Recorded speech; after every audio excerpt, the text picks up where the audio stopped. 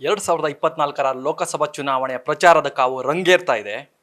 ಮತ್ತೊಂದೆಡೆ ಜಾತಿ ರಾಜಕಾರಣ, ಒಕ್ಕಲಿಗರ ನಾಯಕತ್ವದ ಫೈಟ್ ಕೂಡ ರಾಜ್ಯದಲ್ಲಿ ಶುರುವಾಗ್ತಿದೆ ಅನಿಸ್ತಾ ಇದೆ. ಯಾಕಂದರೆ ಕಳೆದ 3-4 ದಿನಗಳಲ್ಲಿ ನೇರವಾಗಿ ಅದೇ ಸಮುದಾಯದ ನಾಯಕರು ಪೈಪೋಟಿಯಲ್ಲಿ ಒಂದಷ್ಟು ಚರ್ಚೆ ಕೂಡ ನಡೆಸ್ತಾ ಇದ್ದಾರೆ.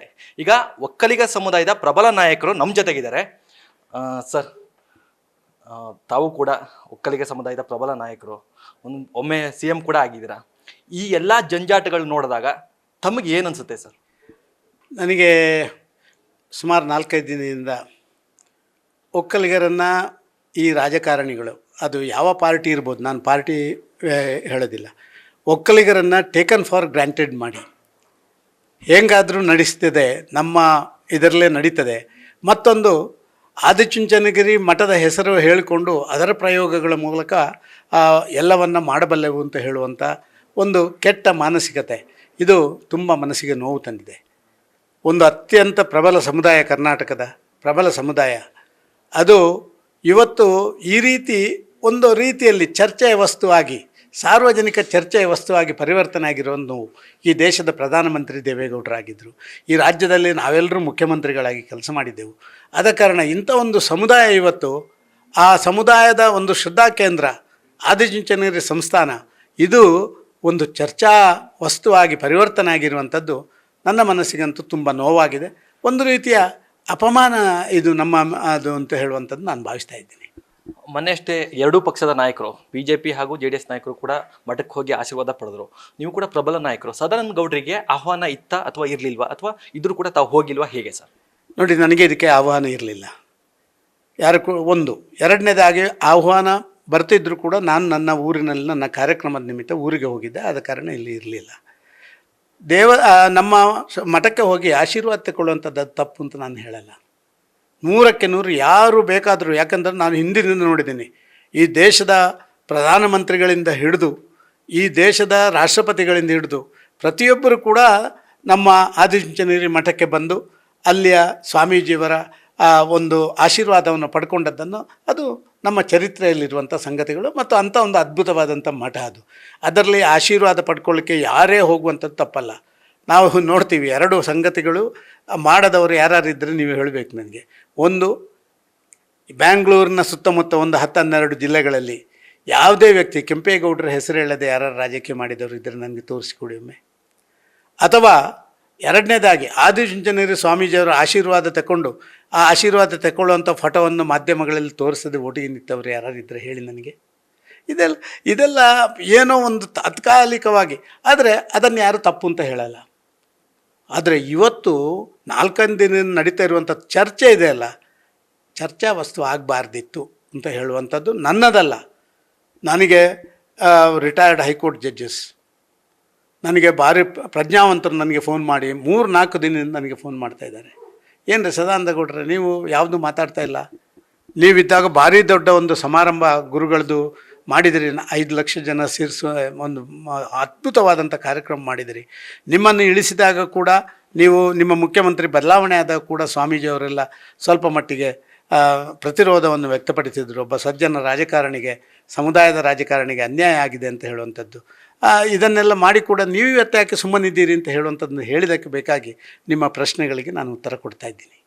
ಸರ್, ನೀವು ಇಲ್ಲಿ ಬೇಸರಗೊಂಡಿದ್ದು ಕೇವಲ ಆಡಳಿತ ಪಕ್ಷದ ಅಥವಾ 3 ಪಕ್ಷದ ನಾಯಕರ ಮೇಲೆ, ಅಂದರೆ ಒಕ್ಕಲಿಗ ಸಮುದಾಯ ನಾಯಕರ ಮೇಲೆ ಅಸಮಾಧಾನ ಇದೆಯಾ, ಹೇಗೆ ಅಂತ? ನೋಡಿ, ನನಗೆ ಈ ರೀತಿ ಮಠದ ಹೆಸರನ್ನು ದುರ್ಬಳಕೆ ಮಾಡುವಂಥ ಎಲ್ಲರ ಮೇಲೆ ನನಗೆ ಕೋಪ ಇದೆ, ಎಲ್ಲರ ಮೇಲೆ ಬೇಸರ ಇದೆ. ನಾನು ಪಕ್ಷ, ವ್ಯಕ್ತಿಗಳ ಹೆಸರನ್ನು ಹೇಳಲಿಕ್ಕೆ ಇಚ್ಛೆ ಪಡುವುದಿಲ್ಲ. ಸರ್, ಇದೇ ಸಂದರ್ಭದಲ್ಲಿ DK ಶಿವಕುಮಾರ್ ಅವರು ಒಂದು ಆರೋಪ ಮಾಡ್ತಾ ಇದ್ದಾರೆ. ಒಂದು, ಒಕ್ಕಲಿಗರ ಸರ್ಕಾರವನ್ನು ಬೀಳಿಸಿದವರ ಜೊತೆಗೆ ಇವತ್ತು ಕೈ ಜೋಡಿಸ್ತಾ ಇದ್ದಾರೆ ಅಂತ ಒಂದು, ಅದಾದ ನಂತರ ಫೋನ್ ಕದ್ದಾಲಿಕೆ ಬಗ್ಗೆ ಕೂಡ ಒಂದಷ್ಟು ಆರೋಪ ಮಾಡ್ತಾ ಇದ್ದಾರೆ. ಈ 2 ಹೇಳಿಕೆಗೆ ತಮ್ಮ ಉತ್ತರ ಏನು ಸರ್? ನೋಡಿ, ಒಕ್ಕಲಿಗರ ಇದನ್ನು ಬೀಳಿಸಿದವರ ಜೊತೆ ಇವತ್ತು ಅಂತ ಹೇಳುವಂಥ ರಾಜಕಾರಣದಲ್ಲಿ ಯಾರೂ ಶಾಶ್ವತ ಮಿತ್ರನೂ ಅಲ್ಲ, ಯಾರೂ ಶಾಶ್ವತ ಶತ್ರುನೂ ಅಲ್ಲ. ಇದು ಇರುವಂಥ ಗಾದೆ, ಅದೆಲ್ಲ ನಡೆದಿರುವಂಥದ್ದು ನಾವು ನೋಡಿದ್ದೀವಿ.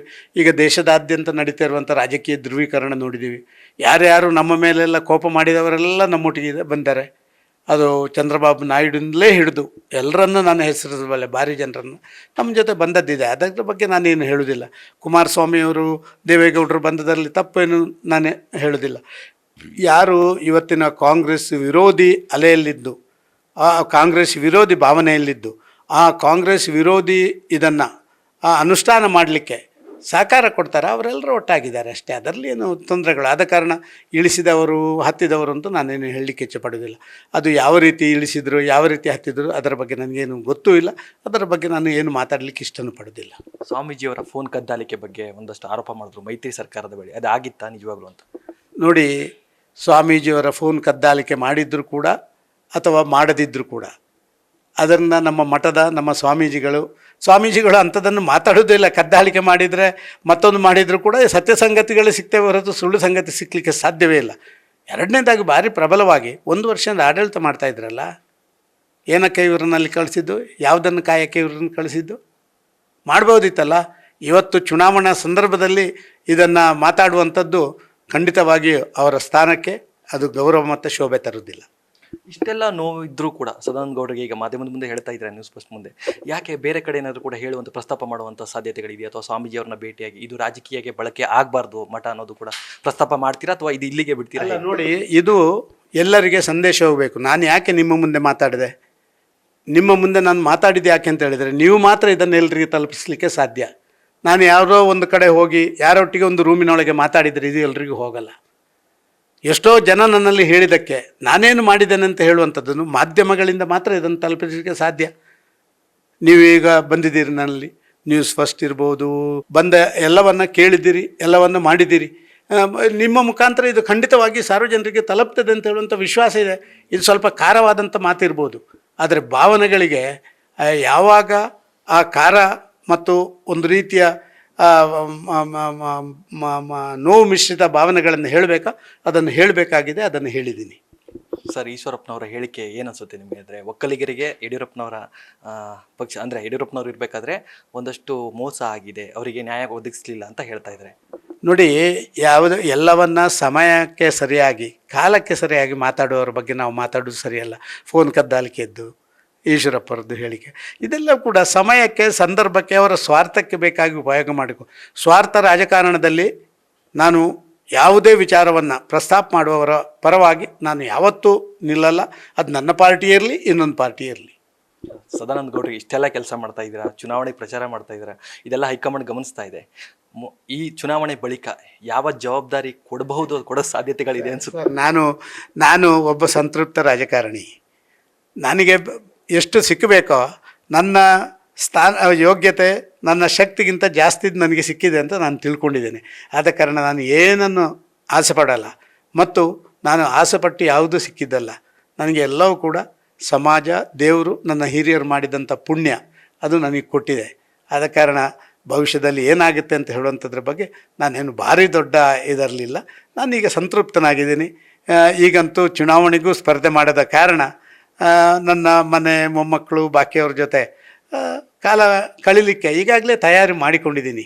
ಅದರಲ್ಲಿ ಏನು ನನಗೆ ಇಲ್ಲ. ನಾನು ಯಾಕೆಂತ 6 ತಿಂಗಳ ಹಿಂದೆ ಚುನಾವಣೆ ಸ್ಪರ್ಧೆ ಮಾಡೋದಿಲ್ಲ ಅಂತಿದ್ದೆ. ಆದರೆ ಯಾವಾಗ ನನ್ನ ಪಕ್ಷದ ಮುಖಂಡರು, ಮಾಜಿ ಮುಖ್ಯಮಂತ್ರಿ ಬೊಮ್ಮಯ್ಯವರು, ಅಶ್ವಥ್ ನಾರಾಯಣ ಎಲ್ಲ ಬಂದು ನನ್ನನ್ನು ಒತ್ತಡ ಮಾಡಿ ನಿಲ್ಲೇಬೇಕು ಅಂತ ಹೇಳಿದಾಗ ಮತ್ತೆ ಮನಪರಿವರ್ತನೆ ಆಗ ಕೂಡ ನೀವು ಮಾಧ್ಯಮದಲ್ಲಿ ಸದಾನಂದ ಗೌಡರಿಗೆ ಮತ್ತೆ ಆಸೆ ಶುರು ಆಯ್ತೋ ಹಂಗೆ ಹಿಂಗೆ ಅಂತೇಳಿ ನೀವು ನನ್ನನ್ನು ತಮಾಷೆ ಮಾಡಿದ್ದನ್ನು ನಾನು ಕೇಳಿದ್ದೀನಿ. ಆದರೆ ನನಗೆ ಅದರಲ್ಲಿ ಬೇಸರ ಇಲ್ಲ. ಆದರೆ ಆರತಿ ಎತ್ತಿ ಒಳಗೆ ತಂದು ಮಂಗಳಾರತಿ ಮಾಡಿ ಹೊರಗೆ ಕಳಿಸಿದ್ರಲ್ಲ, ಇದೊಂದು ಬೇಸರ ಇದೆ. ಸರ್, ಕೊನೆ ಪ್ರಶ್ನೆ, ನಿಮ್ಮ ಈ ಬೆಂಗಳೂರು ಉತ್ತರ ಅಭ್ಯರ್ಥಿಗೆ ಸೋಮಶೇಖರ್ ನಡೆಯಿಂದ ಡ್ಯಾಮೇಜ್ ಆಗುತ್ತಾ ಹೇಗೆ? ಸರ್, ನಾವು ಅದಕ್ಕೆ ಕೌಂಟ್ರಾಗಿ ಏನೆಲ್ಲ ಮಾಡಬೇಕು ಅದನ್ನೆಲ್ಲ ಮಾಡಿದ್ದೀವಿ. ಮೊನ್ನೆ ನನ್ನ ಮನೆಯಲ್ಲೇ ಸುಮಾರು 30 ಜನ, ಮೊನ್ನೆ 30 ಜನ ಅಲ್ಲಿಯ ಪ್ರಮುಖರ ಸಭೆ, ನಮ್ಮ ಅಭ್ಯರ್ಥಿ ಇದ್ದರು, ಜಿಲ್ಲಾಧ್ಯಕ್ಷರು ಇದ್ದರು. ಸುದೀರ್ಘವಾದಂಥ 1-2 ಗಂಟೆಗಳ ಕಾಲ ನಾವು ಚರ್ಚೆಗಳನ್ನು ಮಾಡಿ ಒಂದು ಮಾಸ್ಟರ್ ಪ್ಲ್ಯಾನನ್ನು ಮಾಡಿದ್ದೀವಿ. ನಮಗೆ ಸ್ವಲ್ಪ ಸ್ಟ್ರಾಟಜಿ ಮಾಡಲಿಕ್ಕೆ ಗೊತ್ತಿದೆ. ಆದ ಕಾರಣ ಕೌಂಟರ್ ಸ್ಟ್ರಾಟಜಿಗಳನ್ನು ಮಾಡ್ತೇವೆ, ತೊಂದರೆ ಆಗಲಿಕ್ಕಿಲ್ಲ ಅಂತ ಹೇಳುವಂಥ ವಿಶ್ವಾಸ ಇದೆ. ಇವಿಷ್ಟು ಮಾಜಿ CM ಸದಾನಂದ ಗೌಡರ ಮಾತಾಗಿತ್ತು. ಕ್ಯಾಮ್ರಾಮನ್ ಪವನ್ ಜೊತೆ Ganapati, news first Bengaluru. News first ನಿರ್ಭೀತಿಯಿಂದ ನಿಮ್ಮ ಪರವಾಗಿ.